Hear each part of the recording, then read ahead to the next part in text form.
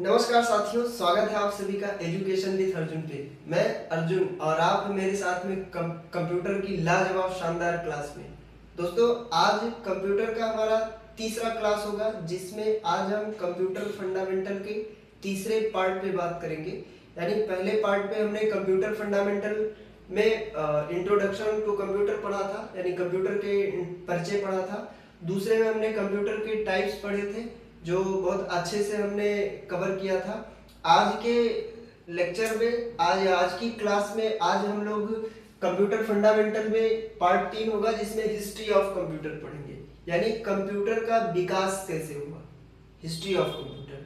तो आइए दोस्तों, हम आज की क्लास को स्टार्ट करते हैं, जिसमें हमारा हिस्ट्री ऑफ कंप्यूटर है, यानी कंप्यूटर का विकास।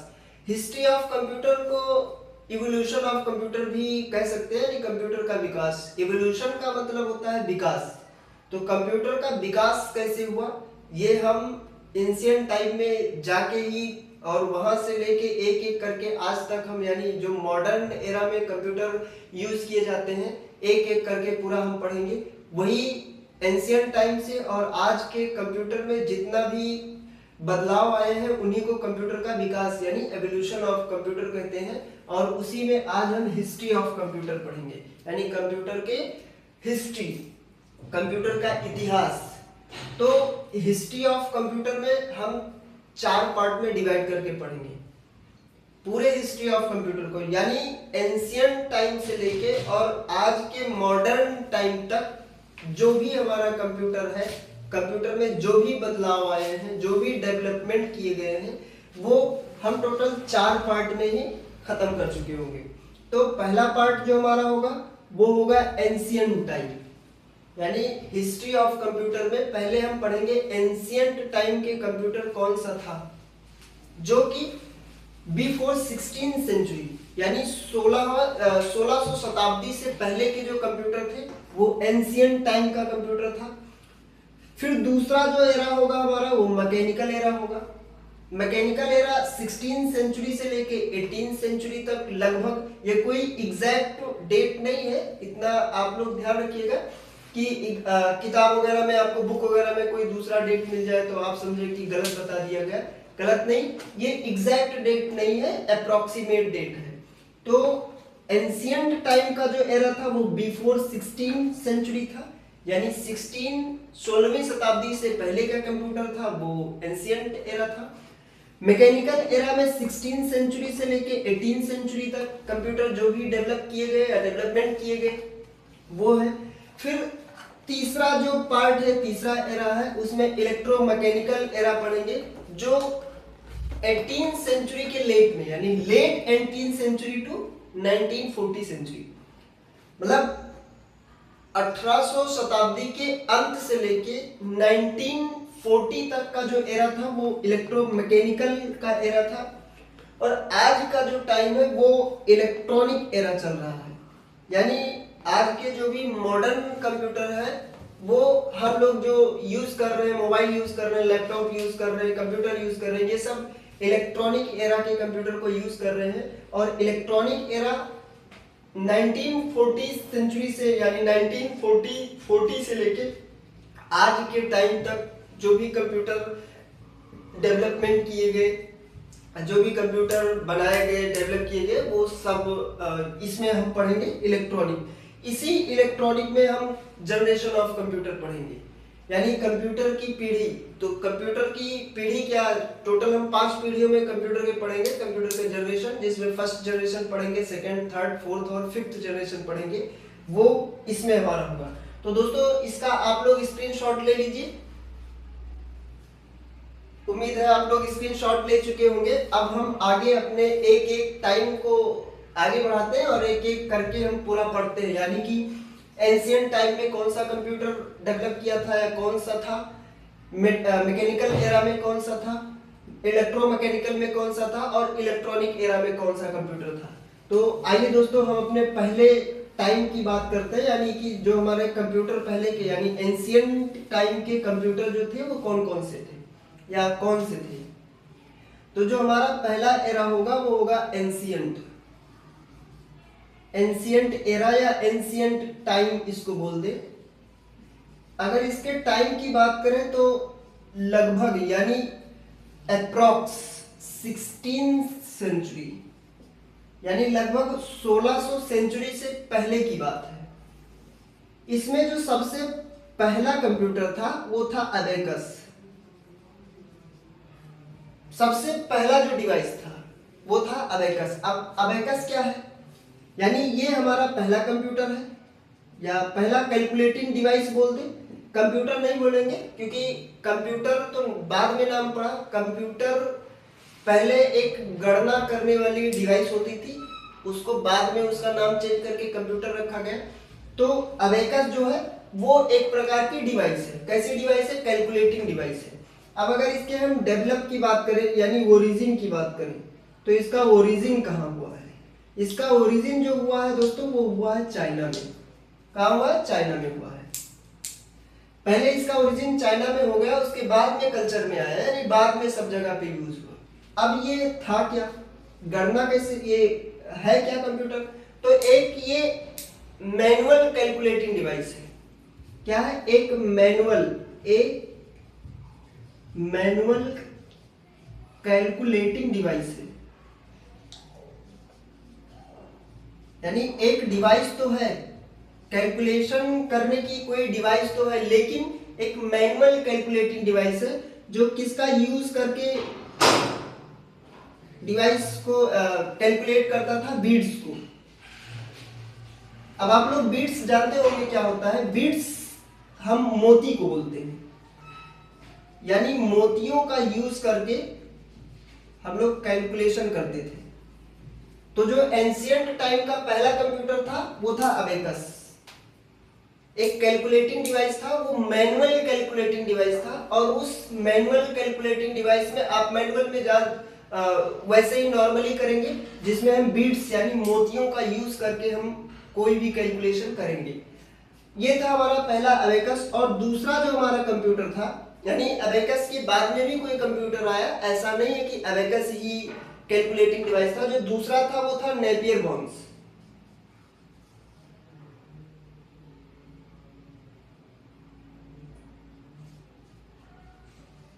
Napier bones.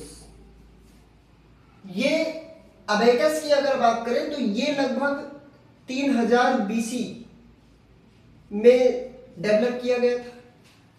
यानी इसके डेवलप की बात करें तो ये लगभग 3000 बीसी में, यानी बीसी का मतलब B for Christ. B for Christ का मतलब ईसा पूर्व। आपको बी फॉर क्राइस्ट या बीसी और एडी ये पता होगा। तो बी फॉर क्राइस्ट का मतलब होता है ईसा पूर्व। जो ईसा मसीह थे वहां से हमारा डेट स्टार्ट होता है, तो उनके जन्म से पहले को हम बी फॉर क्राइस्ट बोलते हैं। बिफोर क्राइस्ट यानी ईसा पूर्व, और उसके जन्म के बाद को हम ईस्वी बोलते हैं। तो जो हमारा अबेकस था ये चाइना में ओरिजिन किया गया था, चाइना में डेवलप किया गया था। और कब बनाया गया था? लगभग 3000 बीसी। इसको आप लगभग बोलिएगा, कोई एग्जैक्ट डेट नहीं है, यानी एग्जैक्ट टाइम नहीं है। लगभग अप्रोक्सीमेट 3000 बीसी का ये कंप्यूटर है, यानी ये कैलकुलेटिंग डिवाइस है अबेकस। और ये एक मैनुअल कैलकुलेटिंग डिवाइस था जिसमें बीट्स का यूज करके, मोती का यूज करके कैलकुलेशन किया जाता था। और जो हमारा नेपियर्स है, नेपियर्स बोन्स, ये अप्रोक्सीमेट 16 to 17 का है, 1617 बीसी का। यानी कि ये बीसी है, ये बीसी, लगभग 3000 बीसी का ये है, 1617 बीसी का हमारा नेपियर बोन्स है। अब इसके डेवलपर कौन थे और इसका यूज किस लिए किया जाता है? यानी जो नेपियर बोन्स थे ये डेवलपर इसके कौन है, और इसका यूज किस लिए किया जाता है, कैसे इस पे यूज करके कैलकुलेशन किया जाएगा, ये कैसे होता है? तो इसके जो डेवलपर हैं, यानी इनको डेवलप किसने किया था? डेवलप्ड बाय नेपियर जोन्स, नहीं सॉरी, जॉन नेपियर।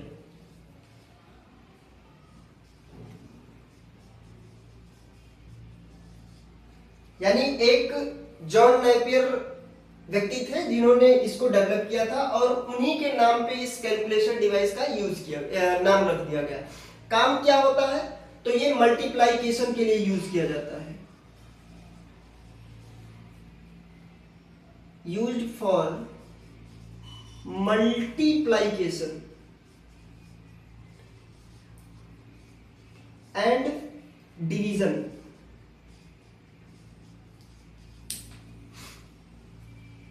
गुणा और भाग करने के लिए।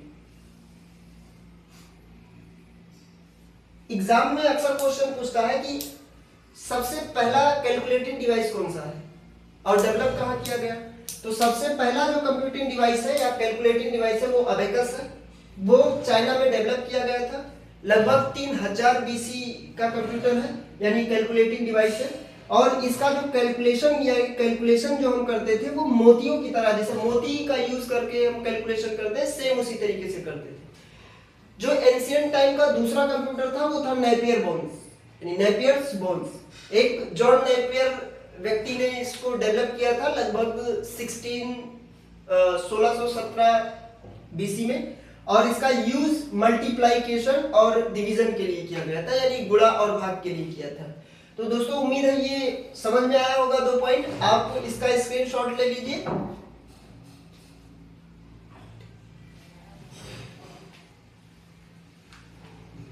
उम्मीद है आप इसका स्क्रीनशॉट ले लिए होंगे। अब आइए हम अपने दूसरे पार्ट पे बात करते हैं, यानी जो हमारा हिस्ट्री ऑफ कंप्यूटर का दूसरा पार्ट था जो मैकेनिकल एरा है, उस पे बात करेंगे।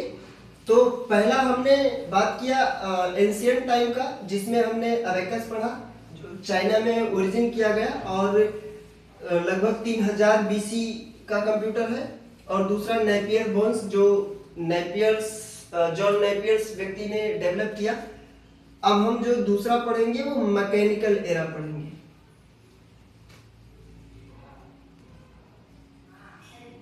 Mechanical era. अब मैकेनिकल एरा का जो टाइमिंग होगा वो होगा 16 के बाद, यानी 1600 सेंचुरी से लेके लगभग 1800 सेंचुरी के आसपास का होगा। आपको लगभग का वो जरूर लगा लेना, यानी अप्रोक्सीमेट है। तो जो हमारा दूसरा हिस्ट्री ऑफ कंप्यूटर का दूसरा जो पार्टीशन है, वो दूसरा जो एरा है वो मैकेनिकल एरा है, जिसमें लगभग 1600 सेंचुरी से लेके 1800 सेंचुरी के आसपास का कंप्यूटर है। और इसमें जो सबसे पहला कंप्यूटर था वो था पास्कलाइन। सबसे पहला कंप्यूटर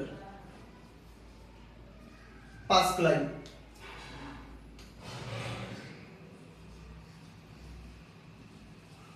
पास्कलाइन एक प्रकार का कंप्यूटर होता है जो लगभग 1642 ईस्वी के आसपास डेवलप किया गया था, इन्वेंट किया गया था। और इसके जो डेवलपर हैं वो कौन है और इसको कब डेवलप किया गया और इसका काम क्या होता है, ये हम पढ़ेंगे। तो इसको लगभग 1642 ईस्वी में किया गया, यानी 16 सेंचुरी में 1642 ईस्वी में किसने डेवलप किया? एक ब्लेस पास्कल नाम के व्यक्ति थे। ब्लेस पास्कल, एक ब्लेस पास्कल नाम के व्यक्ति ने इसको डेवलप किया, जिसका नाम उन्हीं के कंप्यूटर का नाम उन्हीं के नाम पे रखा गया, जिसका नाम था पास्कलाइन। आप इसको पास्कलाइन ही कहेंगे, पास्कल नहीं कहेंगे, क्योंकि पास्कल इनके डेवलपर का नाम था। ये कैसा कंप्यूटर था? ये पहला कैलकुलेटर था, और कैसा? मैकेनिकल कैलकुलेटर था। क्यों? क्योंकि ये मैकेनिकल एरा का कंप्यूटर है, इसलिए ये मैकेनिकल कैलकुलेटर था। यानी पास्कलाइन एक प्रकार का कंप्यूटर होता है साथियों, जो कैसा कंप्यूटर था? कैलकुलेटर होता है, जो कैसा कैलकुलेटर था? मैकेनिकल कैलकुलेटर था। तो ये सबसे पहला, यानी first mechanical calculator device that calculate, that could add और subtract। सब्ट्रैक्ट आप फुल लिख लीजिए। ऐड और सब्ट्रैक्ट एक प्रकार का मैकेनिकल कैलकुलेटर है। तो जो पहला मैकेनिकल एरा का जो सबसे पहला डिवाइस था वो था पास्कलाइन, जो ब्लेस पास्कल नामक व्यक्ति ने इन्वेंट किया था। ये कौन है? इन्वेंटर है, आप लिख लीजिएगा।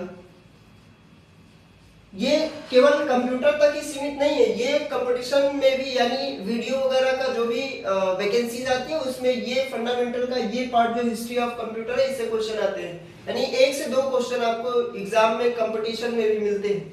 तो जो मैकेनिकल एरा है वो 16th सेंचुरी से 18th सेंचुरी तक था, जिसमें पहला डिवाइस था पास्कलाइन, जो ब्लेस पास्कल नामक व्यक्ति ने इसको इन्वेंट किया था 1642 ईस्वी में।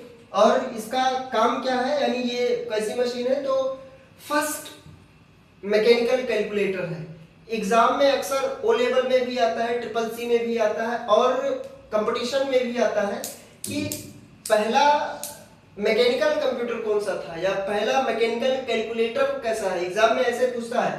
ट्रिपल सी में अभी पिछले महीने का एक क्वेश्चन आया हुआ है, यानी मई चल रहा है, इससे पहले का जो मंथ था अप्रैल में, उसमें एक क्वेश्चन पूछा गया था पास्कल से रिलेटेड। नीचे 4 कंप्यूटर दिए थे और इसमें ये पूछा गया था कि सबसे पहला मैकेनिकल कंप्यूटर कौन सा है। तो उसमें एक ऑप्शन था ब्लेस पास्कल के द्वारा डेवलप किया गया पास्कलाइन, जो पास्कलाइन डिवाइस था जिसका जो ऐड और सब्ट्रैक्ट करने में यूज किया जाता है, यानी जोड़ और घटाव में। किसमें? जोड़ करने में और घटाव करने के लिए। अभी आपने इससे पहले नेपियर्स बोन्स कंप्यूटर पढ़ा जो गुणा और भाग करने के लिए था, उसमें जोड़ और घटाव नहीं था। तो जोड़ और घटाव के लिए पास्कलाइन कंप्यूटर का यूज किया गया, यानी पास्कलाइन डिवाइस का यूज किया गया। अब जो दूसरा है वो डिफरेंस इंजन है। तो आप इसका स्क्रीनशॉट ले लीजिए क्योंकि अभी 2 कंप्यूटर हमें पढ़ने हैं, डिफरेंस इंजन। उम्मीद है आप इसका स्क्रीनशॉट ले लिए होंगे और इसको आप अंडरलाइन जरूर करिएगा क्योंकि ये बहुत इंपॉर्टेंट है। आप इसका स्क्रीनशॉट ले लिए होंगे। अब हम दूसरे कंप्यूटर पे आगे बढ़ते हैं, यानी जो मैकेनिकल एरा का था उसमें अगला कंप्यूटर हमारा कौन सा है? तो अगला कंप्यूटर हमारा डिफरेंस इंजन है।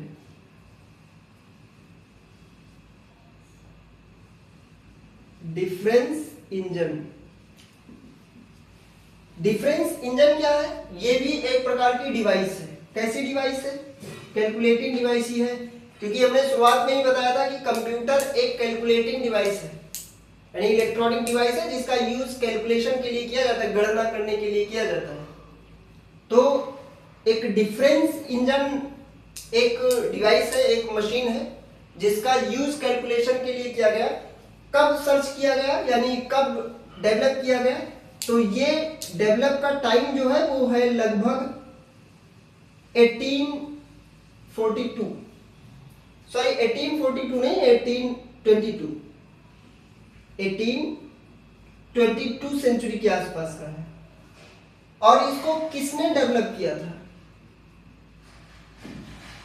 इन्वेंटेड बाय सीवी मतलब चार्ल्स बेबेज। चार्ल्स बेबेज नामक व्यक्ति ने इसको डेवलप किया था, जो कि आपने सुना भी होगा कि फादर ऑफ कंप्यूटर है या कंप्यूटर के पिताजी है। तो इनको, यानी सीवी कौन है? सीवी फादर ऑफ कंप्यूटर है। कौन है father of computer? Father of computer. वैसे फादर ऑफ कंप्यूटर एग्जाम में नहीं पूछा जाता है क्योंकि बहुत आसान क्वेश्चन है। केवल ये पूछा जाता है कि डिफरेंस इंजन का यूज कब हुआ या कब डेवलप किया गया और किसने डेवलप किया। तो 1822 सेंचुरी में या ईस्वी में चार्ल्स बेबेज नामक व्यक्ति ने इसका डेवलप किया, इसको बनाया एक डिफरेंस इंजन। किस लिए यूज किया गया? तो इसको डिजाइन किया गया कैलकुलेशन के लिए ही डिजाइन किया गया। कैसा कैलकुलेशन? गणितीय गणना, यानी गणित कोई चीज गणित में कोई गणना करने के लिए ही इसका डेवलप किया गया, इसको डेवलप किया गया। तो किस लिए यूज किया गया? यूज्ड फॉर कंप्यूटर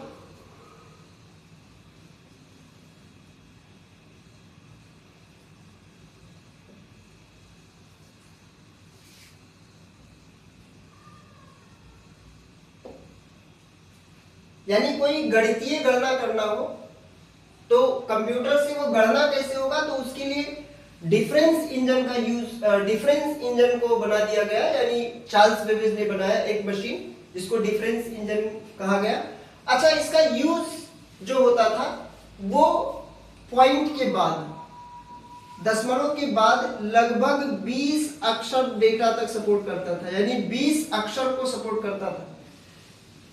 पॉइंट के बाद आप लोग गुणा करते होंगे, भाग करते होंगे या कोई भी कैलकुलेशन करते हैं, डेसिमलों के बाद लगभग 2 अक्षर या 2 डिजिट लेके छोड़ देते हैं, 3 डिजिट मैक्सिमम।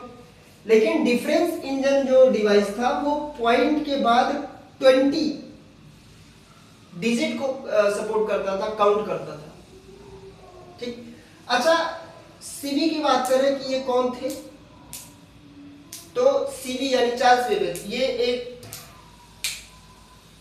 मैथमेटिशियन थे, एक फिलोसोफर भी थे। यानी इनके हमें जीवनी पे नहीं जाना है, हमें केवल यही देखना है कि ये क्या बनाए थे, कैसे बनाए, किस यूज कैसे हुआ या किस लिए यूज किया जाता है। तो डिफरेंस इंजन का आविष्कार किया इन्होंने 1822 में चार्ल्स बेबेज ने, इन्हीं को फादर ऑफ कंप्यूटर कहा जाता है। यूज किया गया कंप्यूटर पॉलिनोमिकल फंक्शन के लिए, यानी कोई गणितीय गणना करने का एक तंत्र था जो डिफरेंस इंजन था। अब दूसरा इंजन, यानी इसका स्क्रीनशॉट ले लीजिए।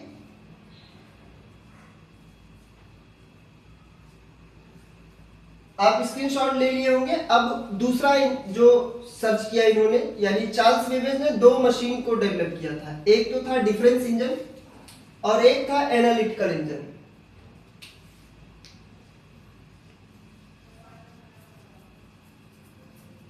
Analytical engine. अब एनालिटिकल इंजन क्या है, ये भी एक प्रकार का कैलकुलेटिंग डिवाइस है। ये डेवलप किया गया 1837 में। किसके द्वारा डेवलप किया गया था, तो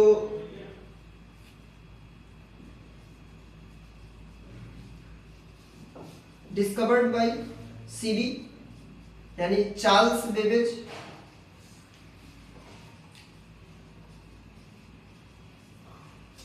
चार्ल्स बेबेज के द्वारा इसको भी डेवलप किया गया था। इसको किस लिए डेवलप किया गया, इसका काम क्या होता है, तो इसका जो काम होता है वो किस लिए किया गया, ये फर्स्ट कॉन्सेप्ट जनरल पर्पस के लिए था। यानी कि जो टाइप ऑफ कंप्यूटर हमने बताया था 3 टाइप का, एक जनरल पर्पस के अनुसार जिसमें जनरल पर्पस और स्पेशल पर्पस बताया था, और एक साइज के अनुसार, और एक बताया था वर्क के अनुसार। तो जो पर्पस के अनुसार बताया था वो सबसे पहला जनरल पर्पस का कंप्यूटर था, यानी first general purpose computer. General purpose यानी सामान्य पर्पस के यूज के लिए जो पहला कंप्यूटर था वो था एनालिटिकल इंजन। ये भी एक कंप्यूटर था, एक मशीन था जो चार्ल्स बेबेज ने डेवलप किया था 1837 में, जो यूज किस लिए, कैलकुलेशन के लिए। और इसको आपको बता दें, पॉइंट के बाद ये लगभग 50 डिजिट को कवर करता था, 50 डिजिट। यानी ऐसे लिख सकते हैं, it support approx 50 digits after decimal. किसी भी कैलकुलेशन में दशमलव के बाद 50 डिजिट को सपोर्ट करने वाला जो डिवाइस था वो था एनालिटिकल इंजन। 1837 में बनाया गया था, किसके द्वारा, चार्ल्स बेबेज के द्वारा बनाया गया था। एग्जाम में इसे क्वेश्चन कैसे पूछता है कि पहला जनरल पर्पस के यूज या पहला जनरल पर्पस यूज का जो कंप्यूटर है वो कौन सा है, तो वो है मैकेनिकल एरा में एनालिटिकल इंजन।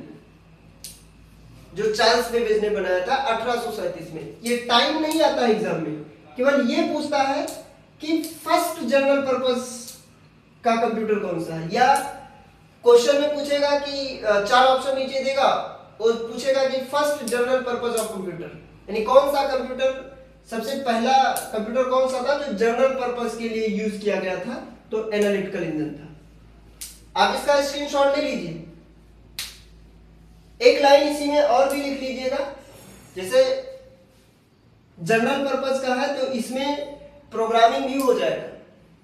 और प्रोग्रामिंग क्या होता है वो आप लोग अगर वो लेवल करेंगे तो वो दूसरे पेपर में यानी M2 में पढ़ेंगे, जिसमें वेब डिजाइनिंग और पब्लिशिंग, और एक पाइथन और IoT में पढ़ेंगे प्रोग्रामिंग।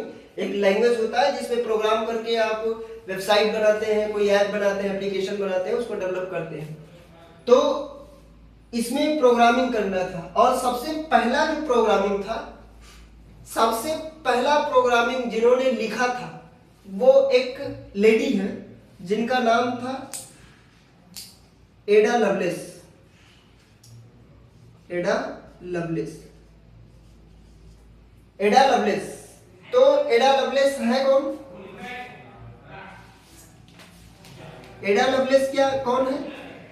ये मदर ऑफ प्रोग्रामर है। ये मदर ऑफ प्रोग्रामर है।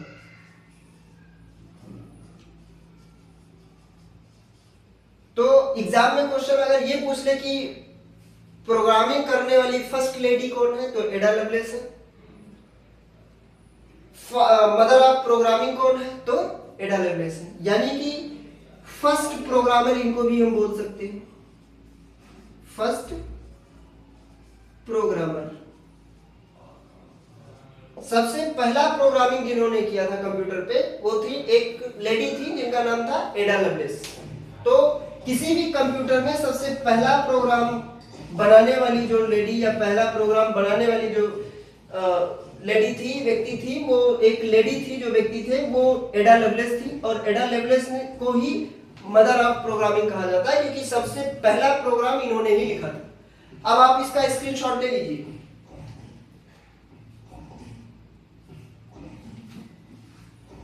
आप स्पेलिंग इसका सही कर लीजिएगा, एडा लवलेस का LOVELES होता है, LOVELACE, एडा लवलेस। अब आप स्क्रीनशॉट इसका ले लीजिए।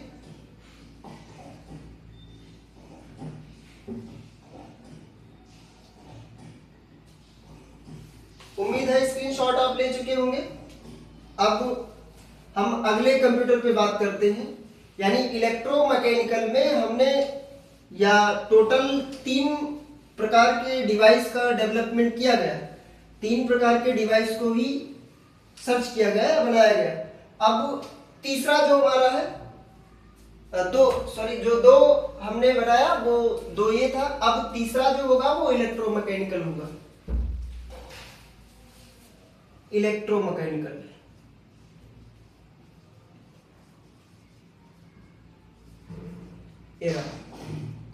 ये कब का है? ये लेट में है, 18th सेंचुरी से 1940 सेंचुरी तक, यानी 18वीं शताब्दी के अंत से लेके 1940 तक। अब इसमें जो पहला कंप्यूटर था वो टैबलेटिंग मशीन था, टैबलेटिंग, TABULATING, टैबलेटिंग मशीन। एक मशीन होती है टैबलेटिंग जिसका नाम रखा गया, और ये डेवलप किया गया था 1890 सेंचुरी में। इसको डेवलप किसने किया था? तो इसके जो डेवलपर है वो हर्मन हॉर्लिन है, इन्वेंटेड बाय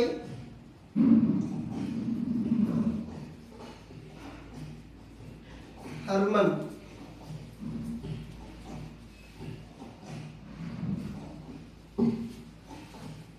हार्लिन,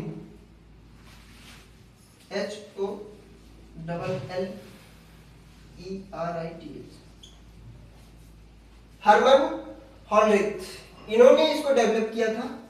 डिवाइस कैसा है, यानी कंप्यूटर कैसा डिवाइस है, तो ये एक प्रकार का पंच कार्ड है। पंच कार्ड किस लिए यूज किया जाता है, तो सेंसस करने के लिए यूज किया जाता है, यानी यूज बाय सेंसस। अमेरिका में सबसे पहला जो सेंसस हुआ था उसमें ये यूज किया गया था, यानी कि first used in USA for census. Census मतलब होता है जनगणना। तो जनगणना करने के लिए सबसे पहला जो डिवाइस यूज किया गया था वो था टैबुलेटिंग मशीन, जो यूएसए में डेवलप किया गया था और 1890 में किया गया था। किसने किया था? हर्मन हॉलरिथ ने किया था।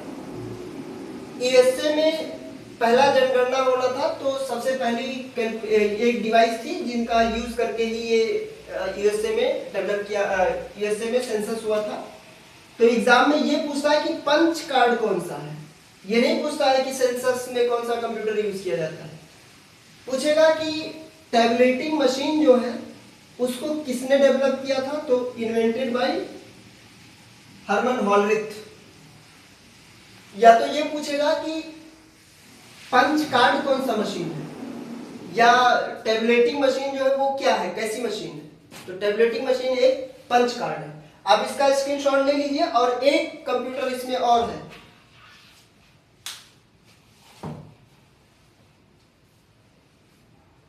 स्क्रीनशॉट आप ले चुके होंगे। अब इसका जो दूसरा कंप्यूटर है वो है Z3 कंप्यूटर, यानी Z3, इसका नाम ही है Z3। इसका नाम क्या है? Z3 कंप्यूटर, नाम है Z3। कब डेवलप किया गया था? 1941 में डेवलप किया था। किसने किया था? कॉनराड जूस ने किया था। डेवलप्ड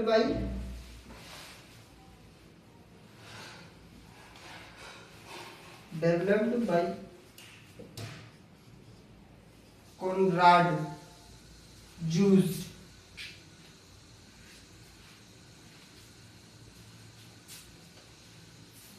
कॉनराड जूस ने किया था। काम किस लिए होता है? आप इसका ध्यान रखना, क्योंकि एग्जाम में ये क्वेश्चन अक्सर पूछे जाते हैं। यूज किस लिए होता है? तो ये पहला प्रोग्रामेबल इलेक्ट्रोमैकेनिकल कंप्यूटर था। क्या था ये फर्स्ट प्रोग्राम के लायक कंप्यूटर, प्रोग्राम एबल इलेक्ट्रोमैकेनिकल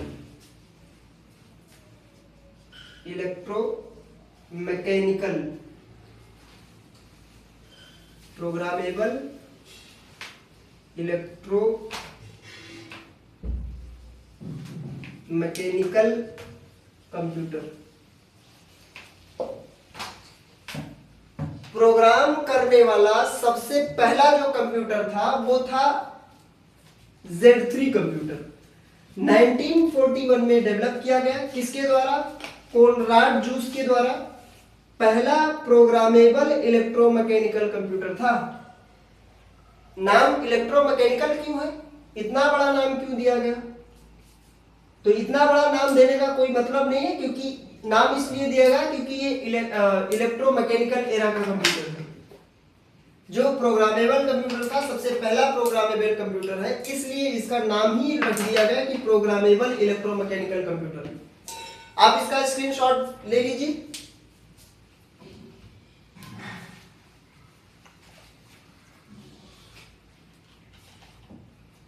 उम्मीद है आप इसका स्क्रीनशॉट ले लिए होंगे। अब हम आगे बढ़ते हैं और अपने चौथे टाइप पे बात करते हैं। यानी कि हमने जो हिस्ट्री ऑफ कंप्यूटर में टोटल टाइप हमने बताया था ना कि 4 टाइप में डिवाइड करके पढ़ेंगे, जिसमें एंशिएंट टाइम था, मैकेनिकल टाइम एरर था और इलेक्ट्रोमैकेनिकल था। अब चौथा जो एरा होगा वो होगा इलेक्ट्रॉनिक एरा। इलेक्ट्रॉनिक एरा जो 1940 से लेके प्रेजेंट टाइम तक है। अब तक। इलेक्ट्रोमैकेनिकल 1940 तक था, उसके बाद के एरा का जो कंप्यूटर था वो अब चल रहा है, यानी इलेक्ट्रॉनिक कंप्यूटर। और इलेक्ट्रॉनिक में ही हम जनरेशन ऑफ कंप्यूटर पढ़ेंगे, जनरेशन ऑफ कंप्यूटर, यानी कंप्यूटर की जो पीढ़ी है, पीढ़ी दर पीढ़ी कंप्यूटर कैसे बढ़ा वो इसी में हम पढ़ेंगे, इलेक्ट्रॉनिक एरा में। तो आप लोग हेडिंग डाल लीजिएगा कि इलेक्ट्रॉनिक एरा का कंप्यूटर 1940 से प्रेजेंट टाइम, और जिसमें हम जनरेशन ऑफ कंप्यूटर पढ़ेंगे। तो हेडिंग आप लोग डाल लीजिए।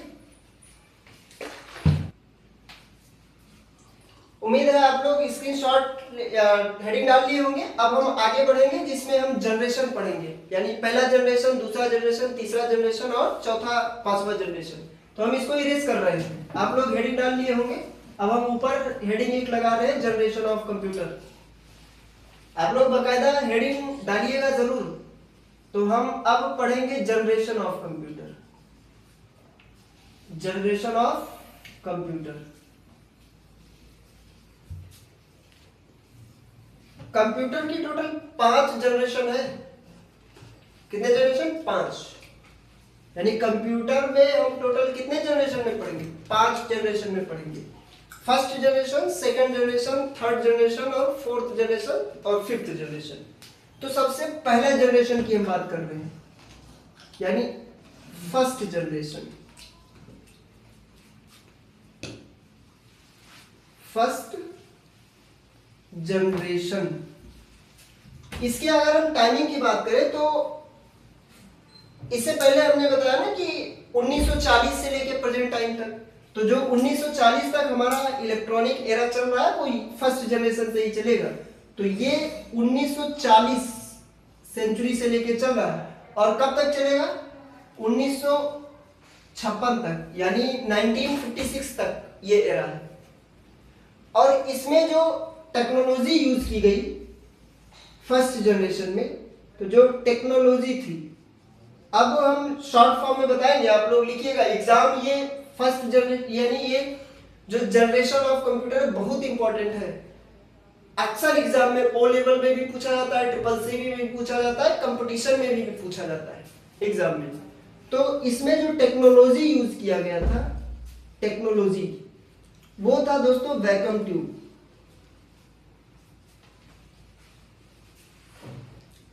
जो टेक्नोलॉजी था इसमें वो था वैक्यूम ट्यूब।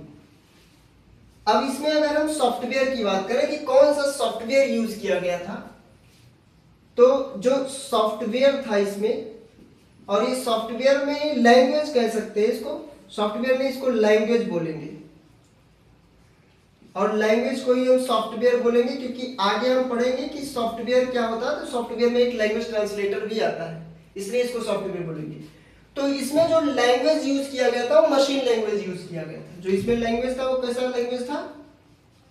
मशीन लैंग्वेज था। मशीन लैंग्वेज क्या होता है?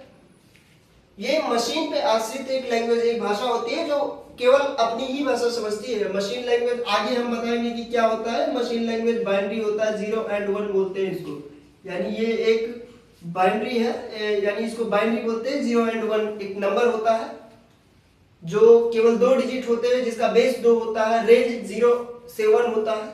ये आगे हम लोग नंबर सिस्टम में बहुत अच्छी तरीके से पढ़ेंगे। तो मशीन लैंग्वेज यानी मशीन डिपेंडेंट होता है, मशीन अपनी ही भाषा, जैसे आप लोग अपनी भाषा समझते होंगे, हिंदी, इंग्लिश, उर्दू, जो भी आपका लैंग्वेज, जैसे हमारा लैंग्वेज हिंदी हो गया, इंग्लिश भी समझ लेते हैं थोड़ा थोड़ा, ठीक है। तो अपना एक लैंग्वेज होता है। मशीन का केवल एक ही लैंग्वेज होता है, और वो लैंग्वेज है मशीन लैंग्वेज, जिसका नाम है 0 and 1 बाइनरी।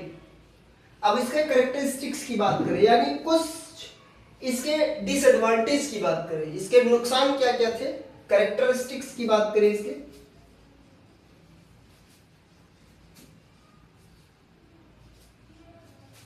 अब इसके कैरेक्टरिस्टिक्स की अगर बात करें तो कैरेक्टरिस्टिक्स क्या है? साइज में तो बहुत बड़ा होता था, वेरी लार्ज साइज, साइज बहुत बड़ा होता था, यानी लगभग एक पूरे पूरे एक कमरे को कवर करता था। एक कमरा आपके पास है, उस पूरे कमरे को कवर कर लेता था ये कंप्यूटर, यानी बहुत बड़ा साइज था। दूसरा क्या था, बहुत ज्यादा जनरेट करता था heat, generate a lot of heat, गर्मी बहुत जनरेट करता था। इसी के साथ साथ ये स्लो भी था, वेरी स्लो, यानी काम करने के लिए स्लो था और साथ ही साथ लो रिलायबल था, एंड लो रिलायबल। अगर इसके एग्जाम्पल की बात करें, यानी फर्स्ट जनरेशन के कंप्यूटर का एग्जाम्पल की बात करें, तो एक होता है ENIAC, ENIAC, इसको ENIAC भी बोला जा सकता है, और एक होता है UNIVAC, UNIVAC, universal automatic calculator या कंप्यूटर। इसका फुल फॉर्म होता है electronic numerical integrator and calculator. आगे इसका एग्जाम फुल फॉर्म वगैरह एक क्लास हम लेके आएंगे जिसमें कम से कम 150 कंप्यूटर के फुल फॉर्म होंगे, पूरे लगभग 1 घंटे के आसपास का कंप्यूटर क्लास होगा। 1 घंटे नहीं, आधे घंटे करके 2 क्लास ले लेंगे, जिसमें कम से कम 150 कंप्यूटर के फुल फॉर्म होंगे, यानी कंप्यूटर में कुछ शब्द यूज किए गए शॉर्ट फॉर्म जिनका फुल फॉर्म ही केवल एक क्लास होगा, तो उसमें ये सब का फुल फॉर्म उसमें हम कवर कर लेंगे। आप लोग इसका स्क्रीनशॉट ले लीजिए, फर्स्ट जनरेशन का कंप्यूटर।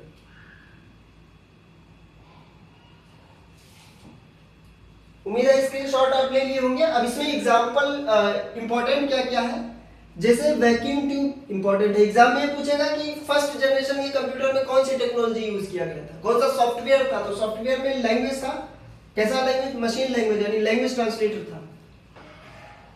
पूछेगा इसका डिसएडवांटेज क्या था, तो डिसएडवांटेज यही था कि साइज में बहुत बड़ा था, ये generate lot of heat generate करता था, बहुत ज्यादा हीट जनरेट करता था, स्लो था काम करने के लिए, लो रिलायबल था। अगर एग्जांपल की बात करें तो पहले जनरेशन का कंप्यूटर है ENIAC और UNIVAC। ENIAC मतलब electronic numerical integrator automatic calculator या एंड कैलकुलेटर या कंप्यूटर, और यूनिवर्सल ऑटोमेटिक कंप्यूटर। अब इसको हम इरेज कर रहे हैं, अब सेकेंड जनरेशन की हम बात करेंगे, यानी जनरेशन ऑफ कंप्यूटर में पहला जनरेशन हो गया, हमने बताया ना कि 5 जनरेशन हम पढ़ेंगे। वीडियो थोड़ा लंबा जरूर हो रहा है, लेकिन अब बीच में ये वीडियो बीच में क्लास को बंद कर देना उचित नहीं है, इसलिए थोड़ा वीडियो जरूर लंबा होगा। तो अब जो दूसरा जनरेशन हमारा होगा वो सेकेंड जनरेशन है,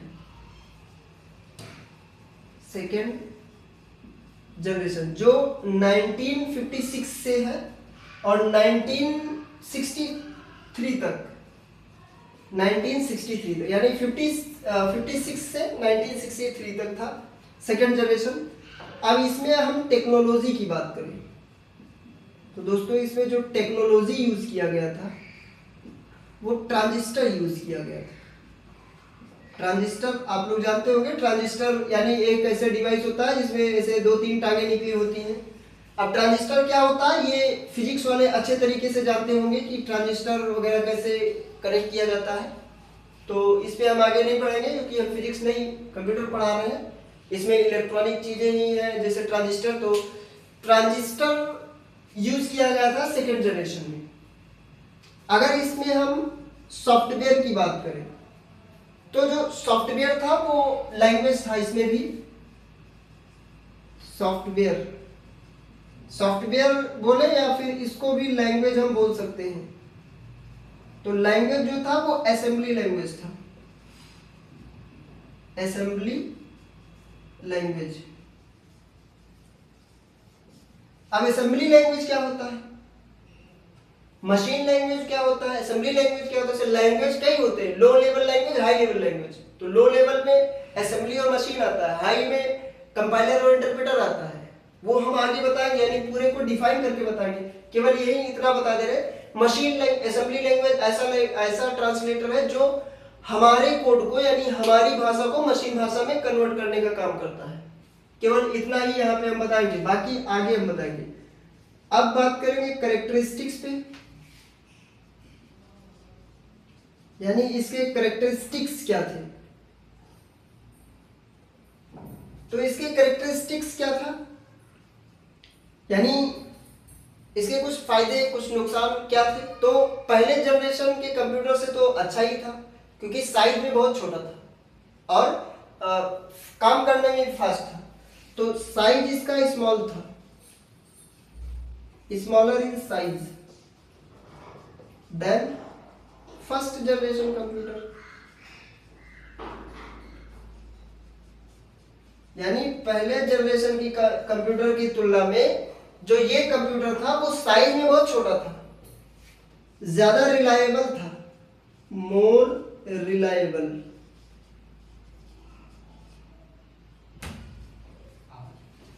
और साथ ही साथ रिलायबल के साथ साथ फास्ट भी था, एंड फास्टर। अगले कैरेक्टरिस्टिक्स की अगर हम बात करें तो अगला कैरेक्टरिस्टिक्स क्या था, कमांडलेस था, कमांडलेस। कमांडलेस मतलब बिना किसी कमांड का ये काम करता था, यानी कोई कमांड हमें इसमें देने की जरूरत नहीं होती थी।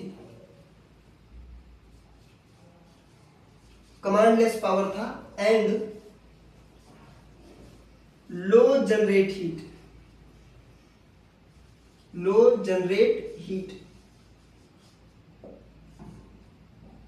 बहुत कम हीट को जनरेट करता था। अगर हम इसके एग्जाम्पल की बात करें कि इसके एग्जाम्पल क्या क्या होते हैं, तो इसका एग्जाम्पल होता है IBM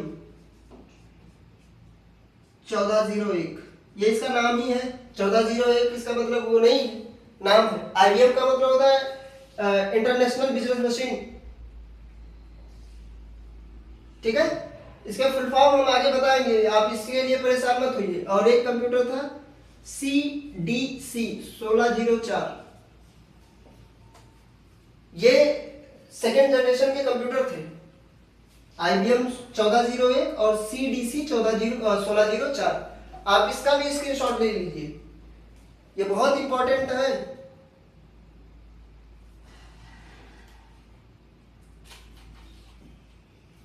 उम्मीद है स्क्रीनशॉट आप इसका ले चुके होंगे। अब हम आगे बढ़ेंगे जिसमें हम तीसरा जनरेशन पढ़ेंगे, और तीसरे जनरेशन में IC का यूज किया गया था, यानी जो हमारा थर्ड जनरेशन है,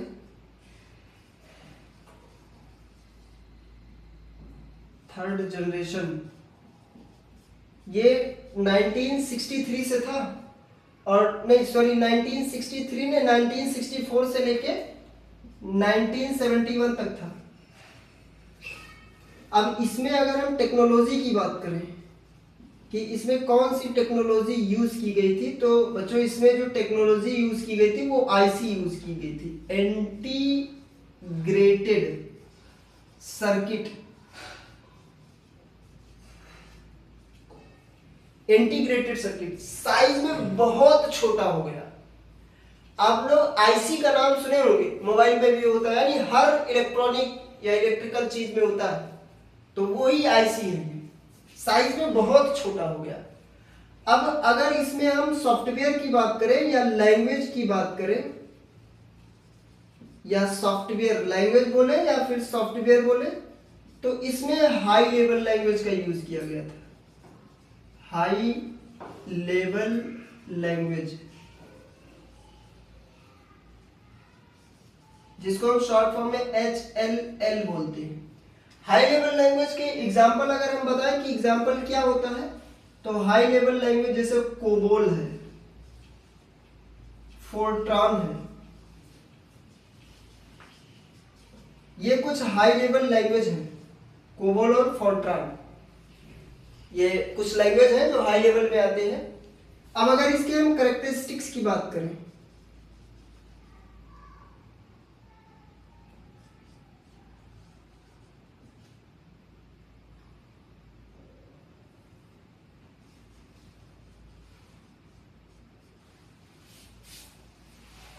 कैरेक्टरिस्टिक्स,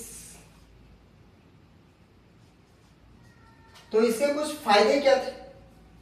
साइज में तो बहुत छोटा था,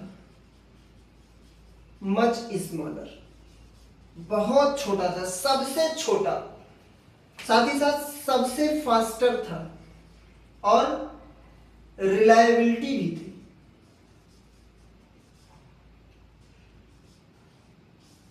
रिलायबिलिटी बहुत ज्यादा थी, यानी सबसे छोटा, सबसे तेज और सबसे ज्यादा रिलायबल कंप्यूटर था।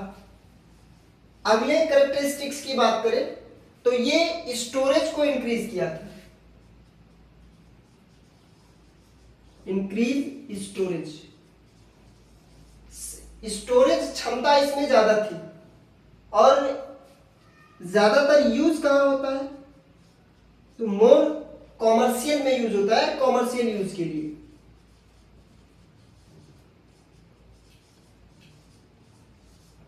कॉमर्शियल यूज के लिए ज्यादातर इसको यूज किया जाता था, कॉमर्शियल एरा में यूज किया जाता था या कॉमर्शियल पर्पस के लिए यूज किया जाता था।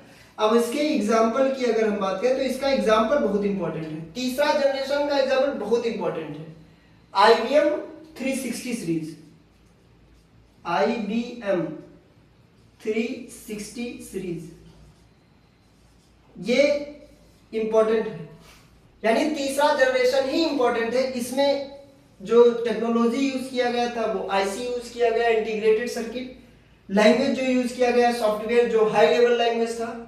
हाई लेवल लैंग्वेज अपने आप में एक मशीन इंडिपेंडेंट लैंग्वेज होता है जो अपने आप ही सारे प्रोग्राम को पढ़ के रीड करके उसको कन्वर्ट करता है, मशीन लैंग्वेज में भेज देता है। जो हाई लेवल लैंग्वेज में कोबोल और फोर्ट्रान एक लैंग्वेज है। कैरेक्टरिस्टिक्स क्या है कि सबसे ज्यादा छोटा, यानी सबसे छोटा, सबसे फास्ट और रिलायबल था, इंक्रीज स्टोरेज था और मोर कॉमर्शियल यूज में आया था, जिसमें IBM 360 सीरीज है। आप इसका भी स्क्रीनशॉट ले लीजिए, उम्मीद है स्क्रीनशॉट ले लिए होंगे। अब हम चौथे जनरेशन पे आगे बढ़ेंगे।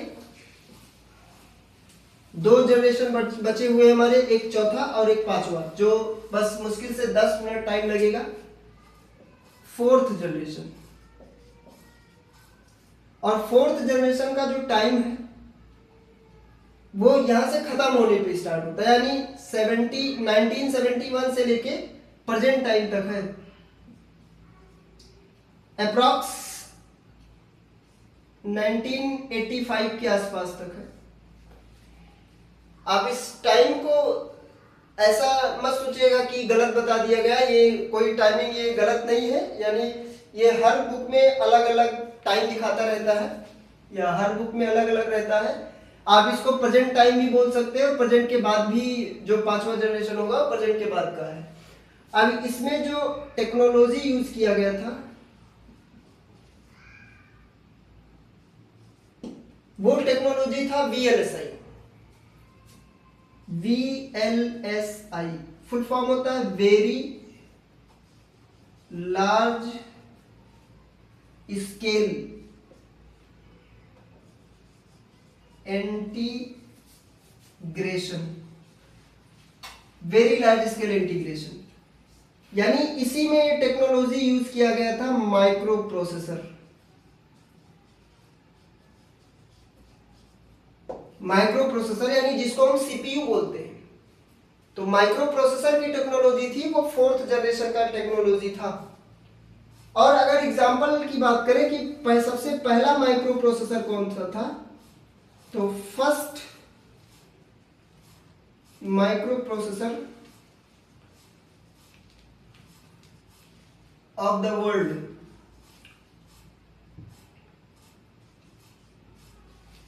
वर्ल्ड का पहला माइक्रो प्रोसेसर कौन सा था, वो था इंटेल 4004।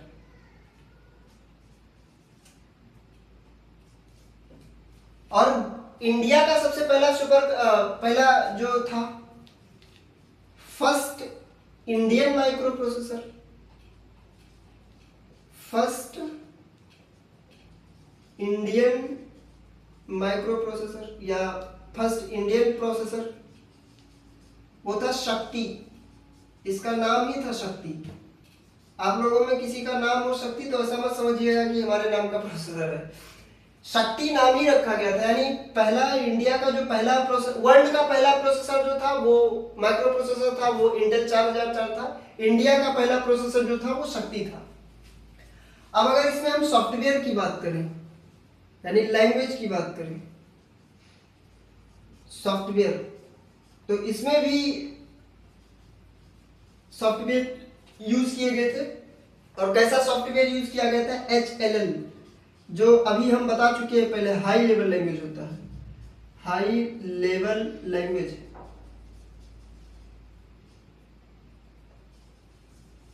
हाई लेवल लैंग्वेज, अब हाई लेवल लैंग्वेज में कौन कौन से थे? जैसे C++ हो गया, यानी सी हो गया, C++ हो गया, ये हाई लेवल लैंग्वेज के कुछ एग्जाम्पल हैं। अब इसके कैरेक्टरिस्टिक्स की बात करें,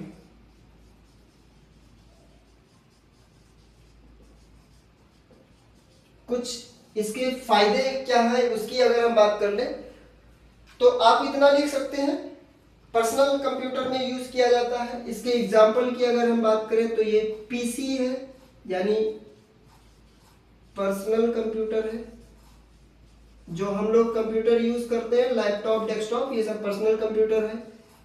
फास्ट है, बहुत तेज काम करता है, फास्टेस्ट कंप्यूटर है, यानी बहुत तेज काम करता है, वेरी फास्ट है। स्मॉल है, साइज में बहुत छोटा है, साथ ही साथ अफोर्डेबल है।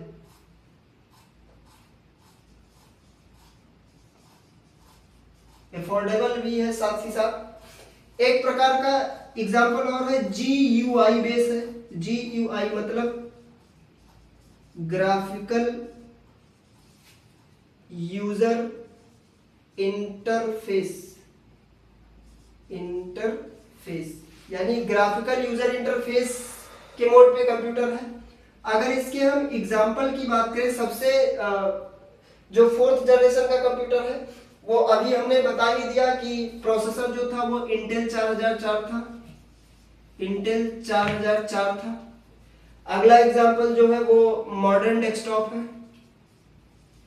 मॉडर्न डेस्कटॉप, जो आज के समय का कंप्यूटर है वो मॉडर्न डेस्कटॉप है, और लैपटॉप भी है। 4th जनरेशन का कंप्यूटर जिसमें VLSI यूज किया गया था, very large scale integration processor use किया गया इसी में, या इसी और लगा सकते हैं। पहला प्रोसेसर जो था वर्ल्ड का वो इंटेल 4004 था। इंडिया का पहला प्रोसेसर था वो शक्ति था। लैंग्वेज कौन से यूज किए गए थे? हाई लेवल लैंग्वेज, यानी इसमें कुछ लैंग्वेज थे जैसे C लैंग्वेज, C++। और इसके कैरेक्टरिस्टिक्स की बात करें तो पर्सनल कंप्यूटर बोलते हैं इसको, फास्टेस्ट होता है, स्मॉल होता है, साइज में यानी साइज में बहुत छोटा होता है, अफोर्डेबल भी होता है। एक GUI बेस कंप्यूटर है, यानी ग्राफिकल यूजर इंटरफेस है। और एग्जांपल की बात करें तो इंटेल 4004 है हमारा कंप्यूटर होता है, और हमारे लैपटॉप होते हैं। तो चौथा जनरेशन का आप लोग स्क्रीनशॉट ले लीजिएगा और इसको लिख लीजिएगा, बहुत इंपॉर्टेंट है। अब हमारा जो अगला कंप्यूटर होगा, यानी अगला जो जनरेशन होगा वो 5वां जनरेशन कंप्यूटर होगा, जो हमारा आज के लास्ट टॉपिक होगा। और क्लास थोड़ा बड़ा हो गया है, माफी चाहता हूं उसके लिए। अब जो हमारा आज का लास्ट टॉपिक होगा वो जनरेशन में 5th जनरेशन होगा, 5th जनरेशन। और ये लगभग 1985 से प्रेजेंट टाइम तक है। अच्छा, इससे पहले वाला 1971 से प्रेजेंट भी लिख सकते थे, और इसको प्रेजेंट से बियॉन्ड लिख सकते हैं, यानी कि आज अब के समय और अब के बाद का समय। तो इसमें अगर हम टेक्नोलॉजी की बात करें, यानी इसमें कौन सी टेक्नोलॉजी यूज की गई थी, तो इसमें AI यूज किया गया है। टेक्नोलॉजी, तो टेक्नोलॉजी जो यूज किया गया है वो AI मतलब आर्टिफिशियल इंटेलिजेंस।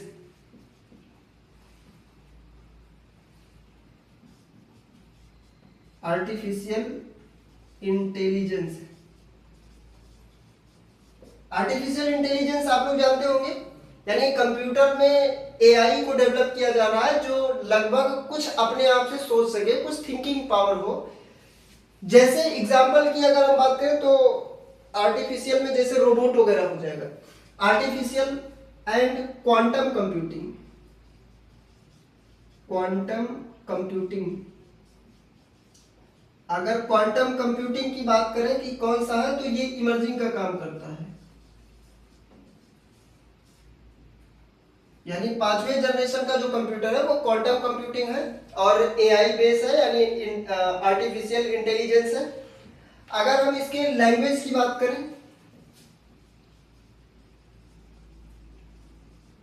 इसमें लैंग्वेज कौन कौन से यूज किए गए थे, तो इसमें जो दोस्तों जो इसमें लैंग्वेज यूज किया गया था वो नेचुरल लैंग्वेज यूज किया गया था, यानी इसमें नेचुरल लैंग्वेज यूज किया जाता है, यानी जो भी हमारा बोलचाल की भाषा होती है उस सब को ये समझ जाता है। रोबोट क्या हमारी भाषा को नहीं समझता? समझता है, यानी उसमें ऐसा प्रोग्राम ही किया गया है नेचुरल लैंग्वेज का कि वो समझ जाता है। आप लोग इसको नोट करते रहिएगा, नेचुरल लैंग्वेज प्रोसेसिंग है।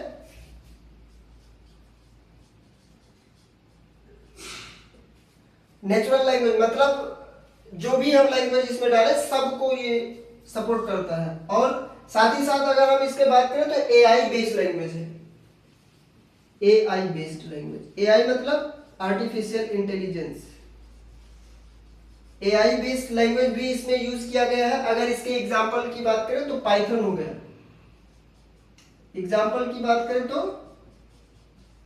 पाइथन एक प्रकार की प्रोग्रामिंग लैंग्वेज है, किसके लिए? एआई के लिए। Python for AI. पाइथन जो लोग ओ लेवल करते होंगे उनको तीसरे पेपर में M3 में पढ़े होंगे प्रॉब्लम सॉल्विंग यूजिंग पाइथन, यानी पाइथन एक लैंग्वेज होता है, प्रोग्रामिंग लैंग्वेज। उसी लैंग्वेज का यूज किया गया था 5th जनरेशन में, या किया गया है या किया जाता है। किस लिए? फॉर डेवलपमेंट एआई, यानी एआई को डेवलप करने के लिए। अगर इसके हम कैरेक्टरिस्टिक्स की बात करें, यानी इसके कुछ यूजेस की बात करें या फायदे की बात करें,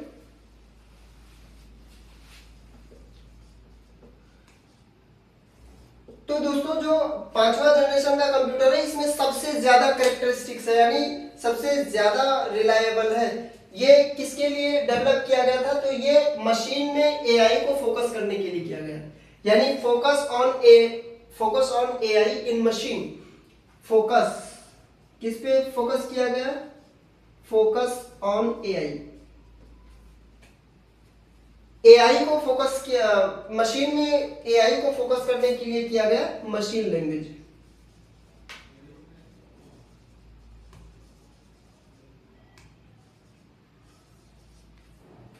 किसी भी मशीन को सेंसिंग पावर या सेंसिंग कैपेसिटी देने के लिए जो टेक्नोलॉजी यूज किया गया था वो एआई टेक्नोलॉजी था, यानी focus on AI in machine language. तो मशीन में सेंसिंग पावर या सेंसिंग कैपेसिटी डालने के लिए यूज किया गया था। अगर इसके हम एग्जांपल की बात करें तो एग्जांपल जैसे, अच्छा इसमें क्या है कि जैसे रोबोट हो गया, तो रोबोट क्या हम सेंस कर सकता है, यानी हमारे कुछ फीलिंग्स को समझ सकता है? बिल्कुल समझ सकता है। अगर हम स्पीच की बात करें,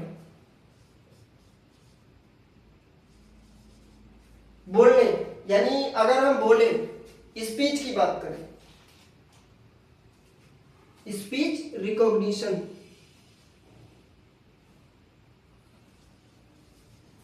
स्पीच रिकॉग्निशन, तो बोलने वाले, जैसे अभी आप देखते हैं चैट जीपीटी है, हम कोई भी क्वेश्चन देते हैं वो उसका आंसर तुरंत दे देता है। जेमिनाई है, गूगल असिस्टेंट है, तो ये क्या, ये सब एक्सपर्टीज है, यानी स्पीच रिकॉग्निशन और एक्सपर्ट सिस्टम। इसी में और भी दे सकते हैं एक्सपर्ट सिस्टम, एक्सपर्ट सिस्टम। अब इसके अगर हम एग्जांपल की बात करें कि इसके कुछ, इस कंप्यूटर के कुछ एग्जांपल कैसे हैं, यानी कौन कौन से एग्जांपल हो सकते हैं, तो जैसे इसके एग्जांपल की बात क्या कर लें, एआई असिस्टेंट बोल सकते हैं, एआई असिस्टेंट, एआई असिस्टेंट। जैसे श्री, आप लोग श्री जानते होंगे ना, वो लैपटॉप लेते हैं एप्पल का तो उसमें बोलते हैं हे श्री, तो वो काम करता रहता है, बोलता रहता है। तो श्री, श्री जो होगा वो एआई बेस पे काम करता है, यानी जो हम बोलते हैं उस पे काम करता रहता है। चैट जीपीटी हो गया,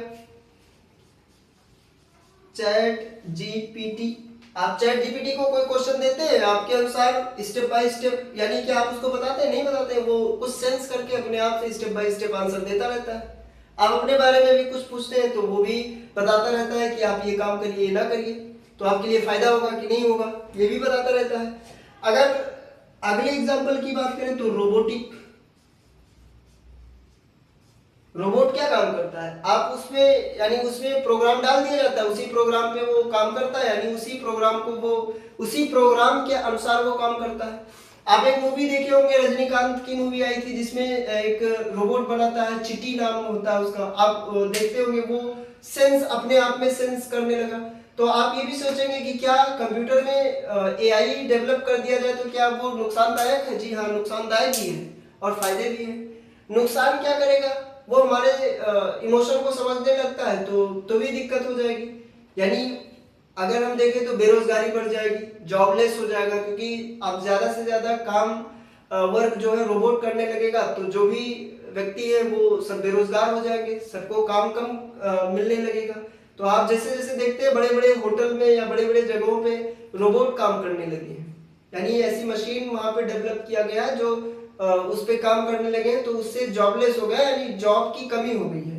तो ये श्री हो गया, चैट जीपीटी हो गया, रोबोटिक हो गया, साथ ही साथ रोबोटिक सिस्टम आप इसको लिख लीजिएगा। तो ये था हमारा 5वां जनरेशन, यानी ये जनरेशन बहुत इंपॉर्टेंट है। आज के समय में जो कंप्यूटर है वो इसी पे डेवलप हो रहा है और इस पे आगे काम हो रहा है, यानी कि इसमें टेक्नोलॉजी एआई है, आर्टिफिशियल इंटेलिजेंस और क्वांटम कंप्यूटिंग। लैंग्वेज की बात करें तो नेचुरल लैंग्वेज था, जिसमें नेचुरल लैंग्वेज प्रोसेसिंग होता है, जिसमें एआई बेस्ड है लैंग्वेज, जो पाइथन का यूज किया जाता है। अगर इसके कुछ फायदे की बात करें तो ये किस पे काम हो रहा है, मशीन में एआई को डेवलप करने पे फोकस किया गया है, और जैसे रोबोट हो गया, स्पीच रिकॉग्निशन हो गया, एक्सपर्ट सिस्टम हो गया।